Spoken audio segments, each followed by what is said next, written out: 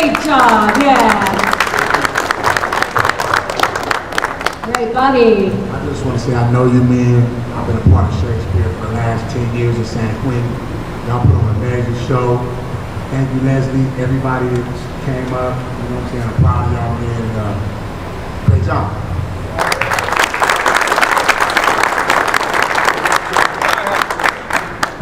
Y'all can probably hear me from there. Better speak at the mic. I just wanted to know how long y'all have been preparing this play. How much practice have you gotten in? I know the art schedule and COVID and everything else has been Yesterday. everything. So how? And I was really impressed with how y'all memorized your lines. A little ad-libbing here and there I saw, but a move. Props to you, brother. That was a very lengthy speech. You did a really good job.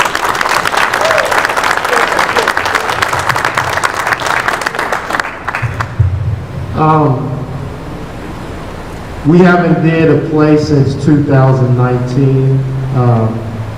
This little thing they call COVID-19. So we started, we stopped. So we kind of just set a date to get it over with. And so this was our first day with sound and mics, and you know the gym just got back open. So sometimes, like Nike, you gotta just do it.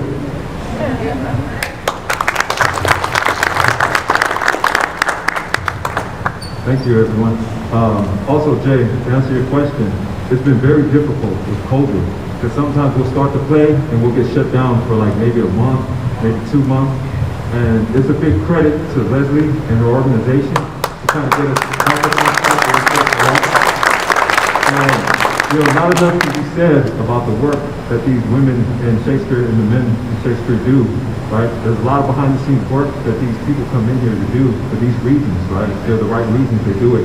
And not enough credit can go to them to prepare us and have us up here ready to do what we did today.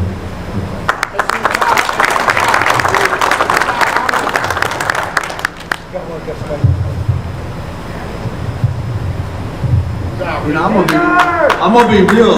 I didn't think I was gonna do this. I wasn't too sure about this. And Leslie said, have some confidence. And she helped me with some stuff. And all these guys in here, man, they all kicked in and they came into the dorm and got me out of my little trip. And I'm here today. And you know, I stayed in the guidelines and I tried to do everything that I'm supposed to be doing. And I just want to say thank you, man, for you guys giving me.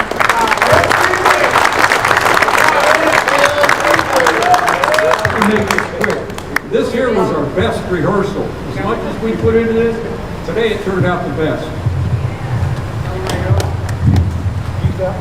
Come on, Trevor. Hi, good afternoon, guys. I want to say great job, first off. I'm really glad that I was able to witness this in person. I'm moved. That was an excellent monologue, man. That was really moving. But great job to everybody. My question is about the commercial, right?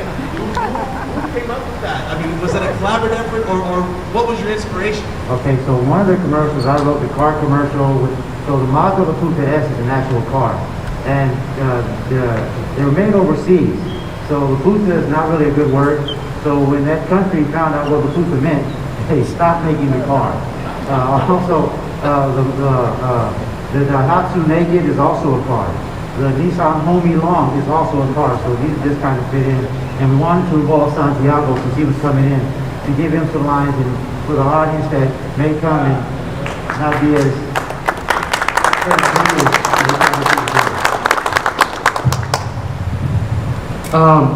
So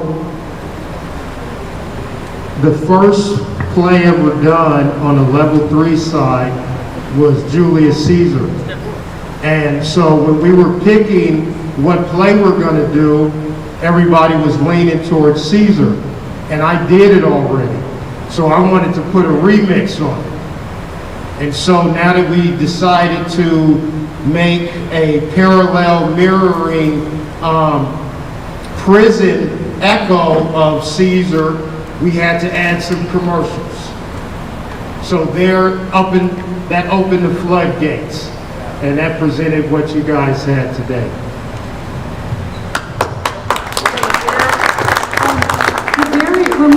When Farrell and the other men had the idea to turn this into men watching a TV show on which we'd see some scenes from Shakespeare, once it was a TV show, that gave us the opportunity to add in commercials, and because we have musical genius in our midst, a song with some MTV, and the Rolex commercial was the very first one that the men wrote, and it was so funny. We just did that as kind of an exercise, but it was like, oh my gosh, that's so funny, we have to have that in the play. And then we started writing more because it was a lot of fun. Excellent job. Actually, you actually answered my question. It was basically how you incorporated the play as well as the day room scene into it. But I just want to say great job to all of you. You know, I know it takes a lot to stand up in front of a crowd of people, you know, come out of your comfort zone and be able to perform the way that you guys did. So, you know, I know the vast majority of all of you that, you know, did y'all thing. And I'm proud of y'all. Y'all inspire me to want to continue to do the same thing that y'all do as well. So, good job, man. Hold on for a second. Hold on. Yeah, hold on. Let me go. You've been waiting. So my question is, obviously a lot of work went into this, a lot of stuff to start, a lot of things to overcome, but it's also a very different creative process this time. And my question is, what was fun? I would love to hear what was fun. Working with the people. Want to do that? Hi, Tina. Go. There came a time in the play when Julius Caesar couldn't get his lines right. And then others couldn't stumble all over the words, you know, and so part of me was, oh man, come on, man, look, you can't read. And then one time we were rehearsing and Julius Caesar was getting stabbed, and he had a blank look on his face, you know, as he was getting stabbed. And then that's when I realized at that moment that it was a comedy. It was fun. It was hilarious. I couldn't stop laughing. So all of the tension that I had about coming out here and trying to put on a perfect play for you guys disappeared. And so the main thing that I wanted to see happen was that you guys saw us. And that you saw us and you saw yourselves. So I hope that that answered your question. It wasn't a smooth ride. It was kind of bumpy, and we got to it. I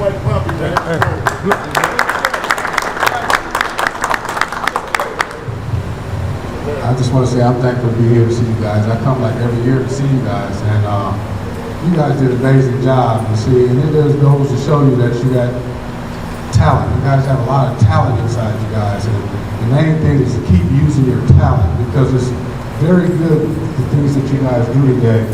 And I pray for all you guys to someday get out of here and take it to the streets. You guys, the stuff that you guys did here, and keep on continue on your journey.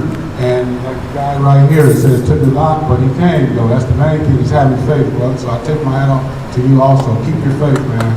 And you guys keep on doing a good job, because you guys seem like every year it gets better. So, amen to that.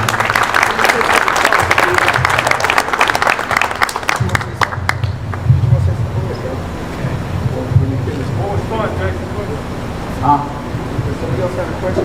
Somebody else have a question? What you gonna say, bro?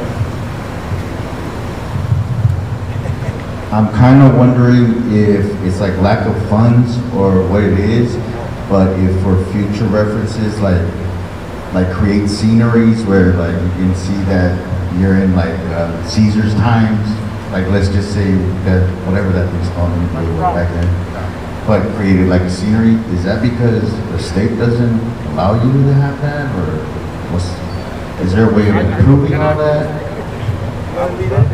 So it was almost a miracle that this just happened, period. And so even before then, will we get some kind of scenery? Maybe. So this is all extra time.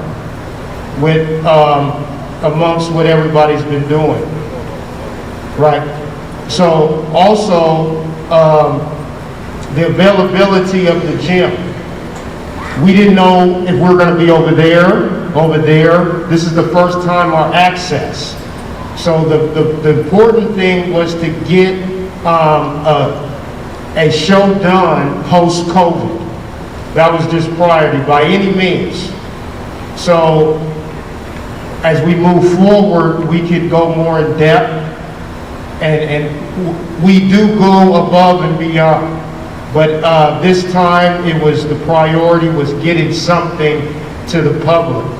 And we thank all the staff and everybody supporting us and making this available so we could do that. So I just want to say, if there's any artists in the audience, we'd be delighted if you joined us. We have to wrap up now, but I know Lewis had something he wanted to say, and I just want to see if anyone else in the cast had something burning to share. First of all, I want all of you guys, man, to put your hands together and clap for Santiago. Come on up to Santiago. Santiago.